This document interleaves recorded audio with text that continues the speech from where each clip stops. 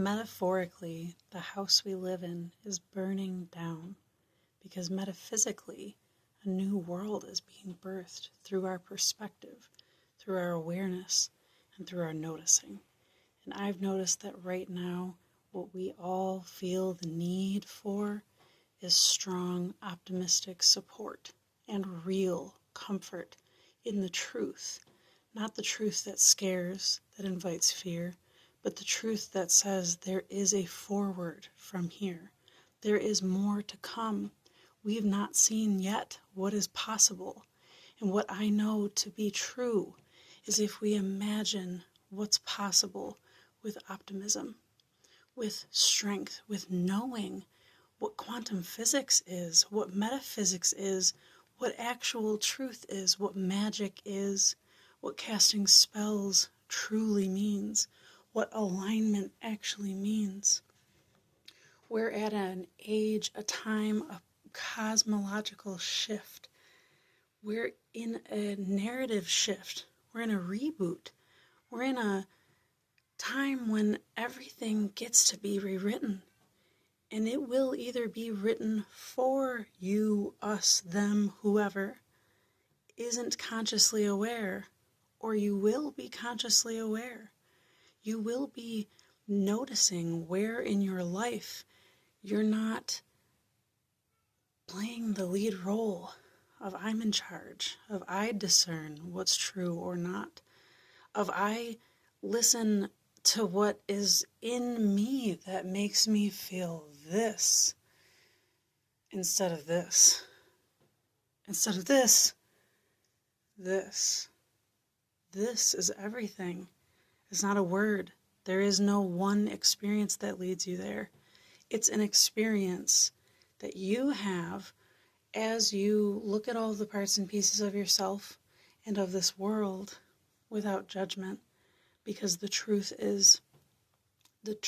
in my perspective is that all of this is an experience of complete oneness that can't be seen or named as a totality, because that would mean you'd be outside of it, looking in on it, categorizing it, and that's not possible because we are an expression within something larger that doesn't have a container that we can see, name, or quantify. There's nothing that's wrong, and yet there's so much pain, and yet there's so much judgment, there's so much hurt, because there's so much being experienced. And we're so very real and human that it's hard to not allow the nervous system that's rightfully so been trained to react to the threat of not being able to survive anymore, of survival being taken away, of safety being taken away, because we live in a narrative that has been manipulated to mean that we reach for safety the way they present it to us. And we give away our true ability to be safe. We all each have this place within us that can resist the control mechanism, that can resist. But in order to resist it, in order to actually step beyond it, we have to stop fearing it. We have to stop hating it. Because when we do those things, we make ourselves smaller than it, than them. And if we believe that we're smaller than them, we of course can't be more powerful than them, and so we don't even try. We're already defeated, and they win. Because it's not as easy as just choosing a new perspective. If it were that easy, we'd be in a much different situation a long time ago. It's challenging to shift perspective. It's not a one and done thing most often. There are many, many routes in. There are many, many paths in. We all travel different ways. So many vast arrays of things. Or just the path of what I've taken of seeing the validity in all of it. And starting to learn that all of it is valid. Without all of the domination, corruption, the emperors, and the just power grabbing and dominating, humanity wouldn't be at a point now in its conscious awareness that that really isn't sustainable. It's really bad. It causes lots of terrible things.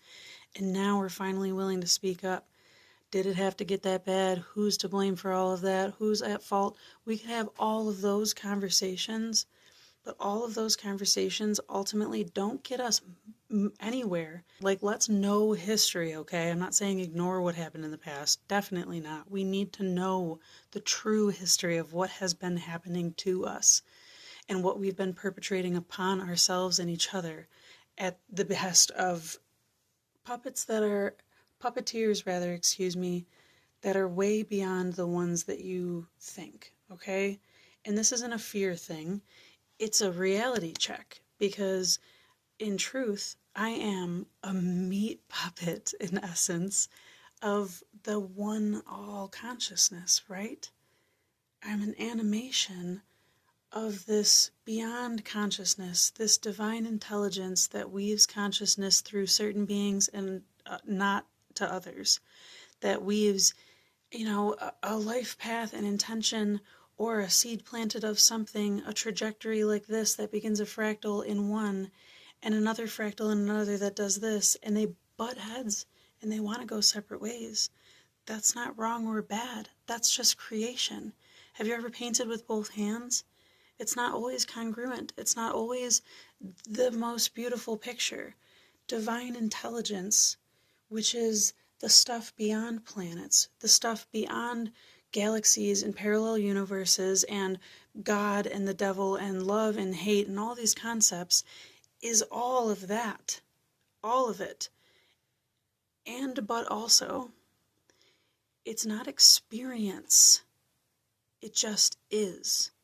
It's a stagnant all of potential wanting to express, wanting for expression, waiting for impact, many different things. And all of this is intelligently orchestrated, harmonized through our beings, all of our beings, the good ones and the not so good ones.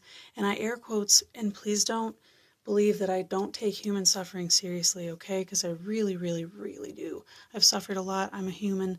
I know there's a lot of people that have suffered so many and so deep and such great wounds. And I know personally I've been at many points in my life, for a long time, points in my life, where I didn't care what was going on beyond, the normal day-to-day, everyday function. I don't need to know. It doesn't help me survive in life, was my perspective back then. Then when I realized I could survive on my own just fine and I didn't have to be afraid of that anymore, and my brain was actually able to, investigate and start expanding, and I was able to explore my world, then I started realizing, well, the pieces don't add up in this everyday, what is the point of life to, wake up, go to work, go to die? It doesn't make sense. And then so that journey leads you deeper into this whole metaphysical realm of all of these layers upon layers upon layers of souls and beings and entities and place, time, space, and no time at all, and paradox, and yes and no, both existing in the same space and time, because both and is the ultimate perspective for this time of consciousness for us to be able to shift into. Like this. Both, I'm really largely tired of the excessive amount of human suffering that is designed and constantly being implemented upon human beings with intention, because it doesn't need to be that way. It doesn't need to be that way. We could do a different thing. And also at the very same time, I am so grateful that for me in my life, my suffering has meant my wisdom, my ability to grow through what had wounded me so that I could excavate and cut out the tumor, that I could remove the chip, the implant, the bad karmic, colonized, patriarchal, all of the names that we use, the devil, so that I could get it out of me, and only to find out that this isn't something that I could get out of me, and that I wouldn't even want to if I tried, because I'm a spectrum of possible experiences that I channel from divine intelligence itself that is constantly harmonizing all of the discordant and the beautiful together in this amazing, moving, living, constantly altering tapestry that seems to come from this black hole and burst into life, burst into us, and then travel whatever courses it wants with no judgment, because it's going to have many over and over again, and they don't need to be a certain path, because it's all for the sake of experiencing, only just to end and begin again as something new. In other words, it is random chaos, but it's not at all. And also, it's destined for you to experience life as who you are, and also at the same time, you get to choose what that looks like, whether it's full of judgment or not. In that way, you decide what your life is. You might not determine all of the events of the world around you, and you might not have the power and control to change the circumstances of yourself or those you love or the world at large. But the power lies in you recognizing, each of us recognizing, me recognizing over and over again that I'm not powerless. And that if I think I'm powerless, there's two problems right there. First of all, I'm thinking with my fear-based brain, and I'm trying to fix things that don't need to be fixed first. Secondly, I've forgotten that I am not just this ego, that I am this divine intelligence that's orchestrating all things, including this ego that I'm operating. I'm being puppeted, but not really. I'm being animated. I'm being given this spark of life. I'm not being controlled. Do you know what I'm saying? There's a distinct difference. For a long time, we've been being controlled, myself included. In so many ways, we all still play into the control. If you're still using paper currency, control. If you're still in the education system, if you're not growing your own food, if you're not blah, blah, blah, blah, blah, blah, blah, blah, you're still being controlled. And that's so challenging to meet, to reach, to achieve.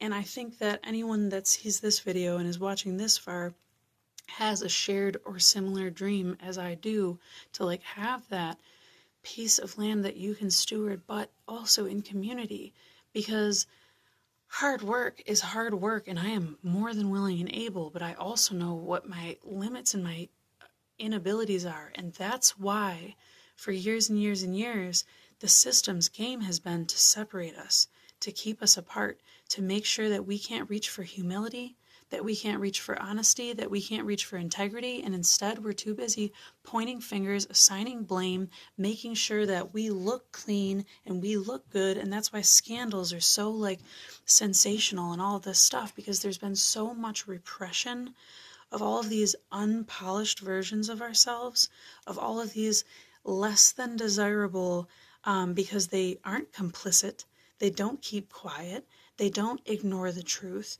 they don't put up with less than what they should be receiving. And those have been shoved off and banished and abolished and punished anytime they've come out, and we've started to self-police as humans. And that's why we have such mental health issues. It's because we've been stuffing parts of ourselves away, ripping ourselves in half and cutting pieces out since before we knew that we could even do that to ourselves as children, because we were aware and acknowledging what people responded to, what they liked, what they didn't, what our parents had the capacity for, what they didn't, what society would tolerate, what teachers would tolerate, what boys liked or girls liked, or the TV shows said that you should be like if you present as this. We've been being trained against our personal individual wills for a very, very long time.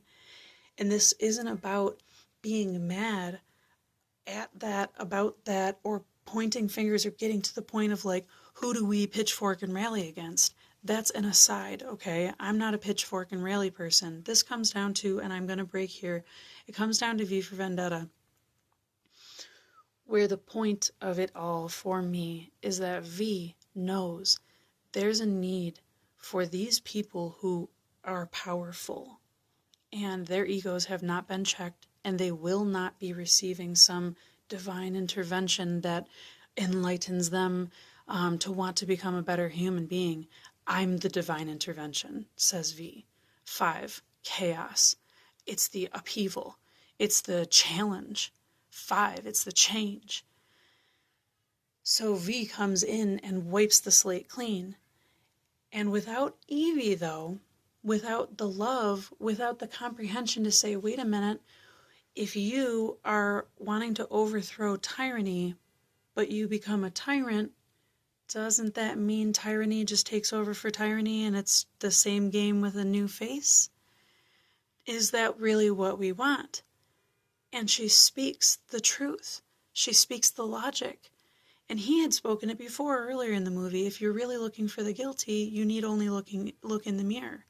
Because as we are complicit, as we swallow our truth, as we condemn others, shame ourselves, don't be who we be. We deny this divine intelligence that created us, each of us, perfectly as we are. Not to judge each other and compete through this system where there's only some winners and a whole lot of losers. That's not a game that anything would design. And I don't believe that it ends at we're stuck in this torture matrix samsara cube simulation thing. It certainly doesn't end there. That is such a, four-dimensional, like, trapped ideology that it's like, it makes me feel sad.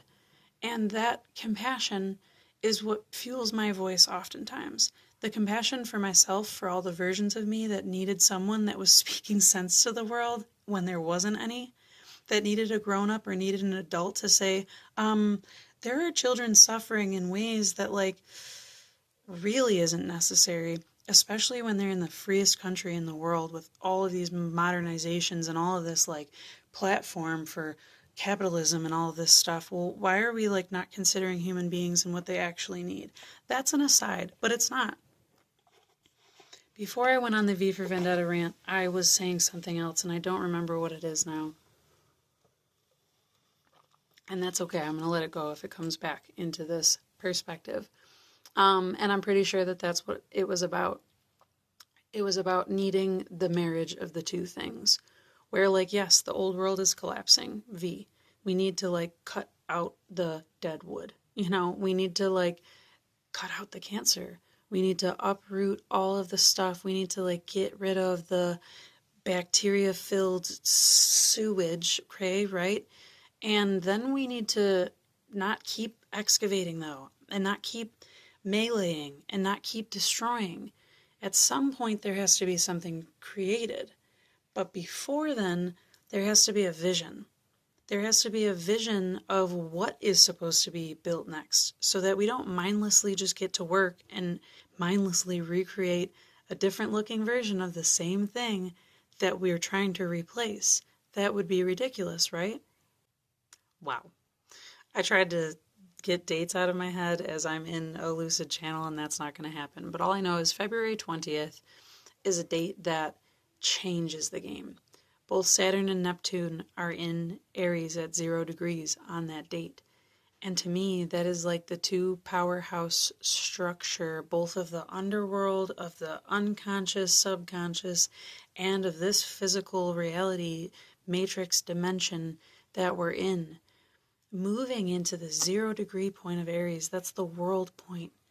That's the whole world having a shared mission of integrity and leadership.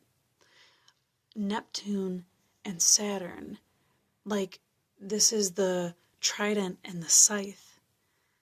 And it's so interesting to me that that's a staff, like the Druids used, like so many other cultures use some sort of a staff or a rod, because this is a grounding, this is a central pillar, this is a saying, I am here. And that's what Aries is. I am here.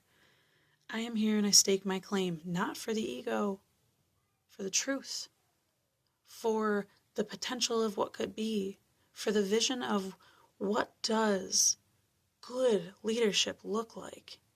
It looks like taking into account all things considered at every step of the game.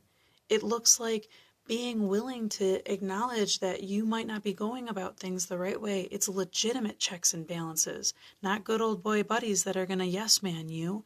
It's having the ability and the audacity to take constructive criticism, to seek constructive criticism, to apply broader thinking and reasoning skills, to ask for wider ranges of opinion, and also to be more discerning of what opinions you take in, of what information you consider, and which values need to lead at what moments in time.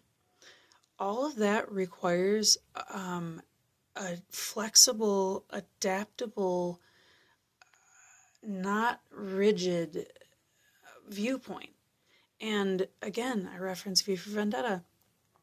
In the beginning, Evie was like wishy-washy, weak, had no voice, meek, mild, tamed, trained, dogged down, with good reason, a lot of suffering, much like the rest of us.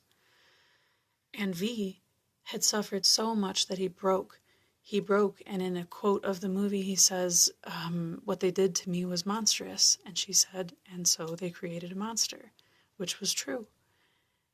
But when this monster and this weak person came together and heard themselves and each other, and they looked in the mirror of society, of other, of self, and they allowed their humility, their humanity, to perceive the whole full scope and range, and not just themselves, not just their own perspective.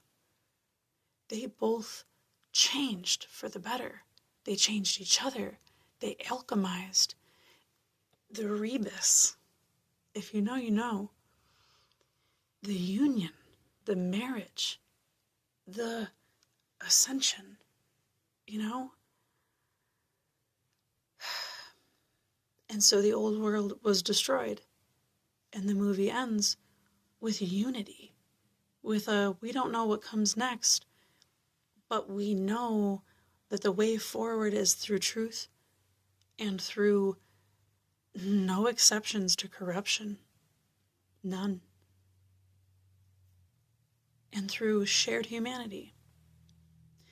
The only thing that's missing is the vision of what that looks like. And I'm going to make another video about what my vision looks like, because I've been cultivating and feeling this for years, but I've been in my EV era. And now I'm moving into the hybrid era of this all. So I'll be making a video sharing my vision, because if you can't hear it, I'm about to just break into tears, because this is my way of alchemy. Like Evie on the rooftop, when she finally understands how powerful she is, and how the power in her derives from acceptance and an unshakable inner truth of how powerful she is. How powerful her action or inaction, her words or no words. Power. And she found that while she was in captivity. This isn't a unique story. This is humanity. This is the humanity that is worth fighting for. This is the humanity worth spending the time sitting with a vision for. So I challenge you, I ask you, I invite you to think, brainstorm, draw, write, speak, create a vision of what the world looks like when we don't need to compete with each other. Now hear me, this isn't like pie in the sky, everyone's peaceful all the time. That's not realistic. That's not ever going to be achievable. Again, the divine intelligence harmonizes discord and everything that's already woven, like everything that's harmonious and everything that's not.